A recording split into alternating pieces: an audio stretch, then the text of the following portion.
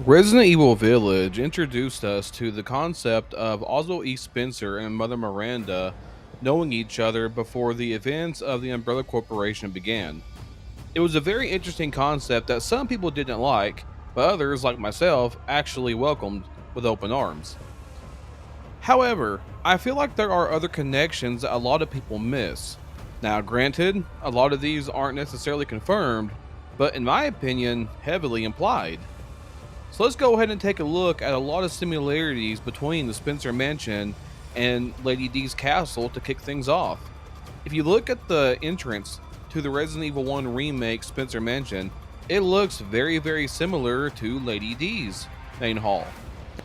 Now, granted, yes, Lady D's castle has a more of a spiral staircase compared to Resident Evil 1 remake Spencer Mansion's straightforward staircase, but you have the red rug, you have the chandelier lighting.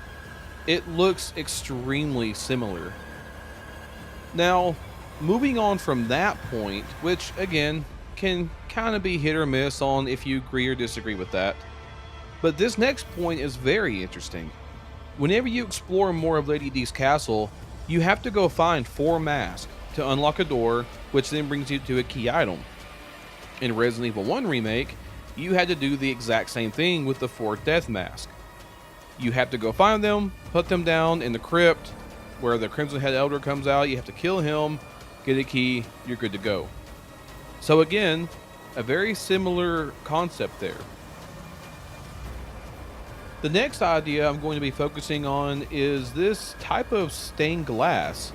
Now, this one is a little bit of a stretch, and I don't personally think it's true, and I can't take credit for this. There was actually another YouTuber who pointed this out. If I ever find out who it is, the link to their video will be in the description below, but I cannot remember who they are, so I do apologize. But the shape of this sort of resembles Mother Miranda. Maybe that's something they could do in a new Resident Evil 1 remake. I don't think this was intentional because that would mean that Capcom would have had to thought of Mother Miranda over 20 years ago whenever RE1 remake was made. And yeah, that definitely didn't happen. But it's still fun to think about regardless. Now the last thing, and this is what kind of made me want to make this video, is I was streaming recently Resident Evil Village in VR, and it never really clicked with me until then that this room looks almost just like the room in Resident Evil 1 Remake, the infamous Jill Sandwich room. Now, is it exact? Obviously, no, but I mean, if you look at it, it looks very similar. And I think that is so strange. I mean, look at that. It's uncanny on how similar they look to one another. I kind of wonder if there are other aspects, such as having a prison cell underground or whatever, that Spencer had the idea of.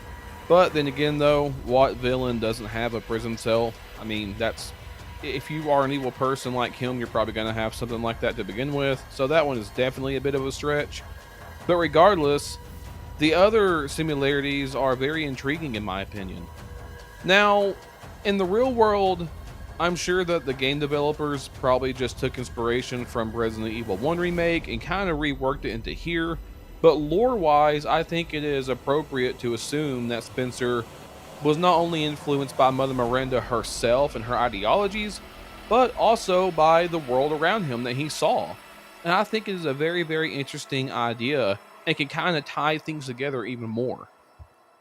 So let me know what you guys think in the comment section below. Am I crazy or do you agree? And if you do agree, are there any other similarities or maybe some kind of pieces of inspiration that Spencer would have taken that I completely missed?